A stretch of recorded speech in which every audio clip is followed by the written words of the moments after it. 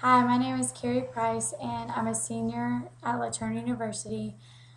I am currently student teaching. I have about 2 weeks left, and I'm done with that, which is awesome.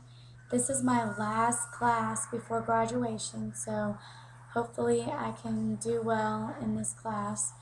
I have attended LaTourneau University for about 3.5 years now, and I thought I would never see the light at the end of the tunnel, but here I am today saying that I'm almost there and it's done.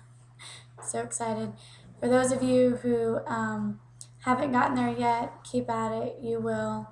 And I have also been working in the school, and it's been kind of discouraging hearing that there's not going to be any jobs next year or maybe even the next.